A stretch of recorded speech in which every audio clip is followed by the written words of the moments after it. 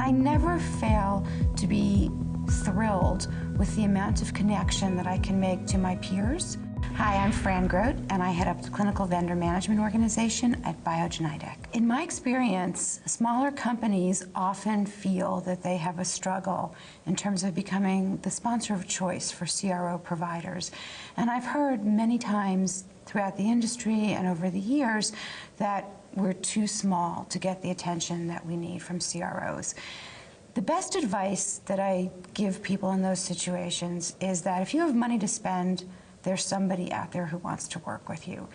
And the secret is to find out who that company is and why they're interested in you. Because being a sponsor of choice is really about the opportunity that you're offering to the provider. And it's not just an opportunity to earn money. They can do that with a lot of other customers.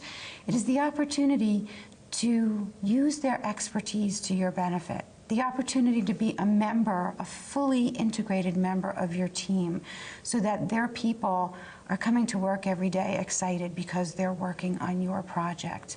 It is the opportunity to form personal relationships throughout their organization, not because you're paying them, but because you're human beings working together. One of the things that I've seen recently is a presentation from Tufts with data that showed that as of 2010, there are actually more people working on the CRO side of the business than there are on the sponsor side of the business.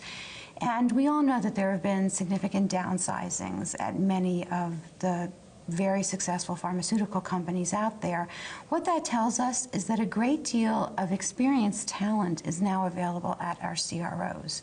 And it's time for us to get more sophisticated about leveraging that talent. One of the key success factors about becoming the sponsor of choice is to remember that your CRO is your customer as much as you are their customer. The same way we all have internal customers in our own organization, we need to recognize that the people who are conducting the work on our projects need information, empowerment, accountability, and trust from us to succeed, and that makes the CRO our customers. So you will almost always find when you're outsourcing that there's somebody out there with a bigger project, a bigger budget, a sexier compound, something that makes them more attractive to the provider than you might be on the face of things. The first thing that you want to do in a situation where you suspect that might be the case is to have an open discussion with your CRO and talk about why it is that you feel that perhaps your project is not getting the full attention that it needs and deserves. If you find that that's not a productive conversation for you and you are still finding quality or performance indicators that lead you to have concerns, then you need to have a deeper discussion about what together you and your CRO can do about that. One of the pieces of advice that I try to give to people when they find themselves frustrated about being the sponsor of choice for their providers is never forget what your goals are. Take the emotions out of the discussion and remember what it is that you need to achieve. And if you have an open conversation with the party on the other side of the table and understand, do they share your goals? Did they know your goals? Can they help you achieve your goals? That's going to get you out of any bind that you find yourself in. Sometimes, to be frank, it really is about the money. And you have to have that open discussion as well.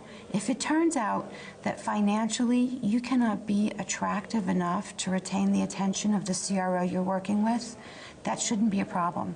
It should be a frank discussion about how this is not working for us, what can we do to reasonably terminate this arrangement, and then find somebody else who is right for you. I have been attending partnerships in clinical trials for many years now, going back to when I was a baby contracts manager in the industry, and I never fail to be thrilled with the amount of connection that I can make to my peers and get great ideas for how they're solving problems I might be encountering. I also like the opportunity to find out what is new and different in the space. And I think many times there are talks and there's information at the booths that I would not have access to otherwise. In my day job, I'm simply too busy to deal with people who might be bringing me information in a cold call sort of way. And this gives me an opportunity to gather all of that on my own.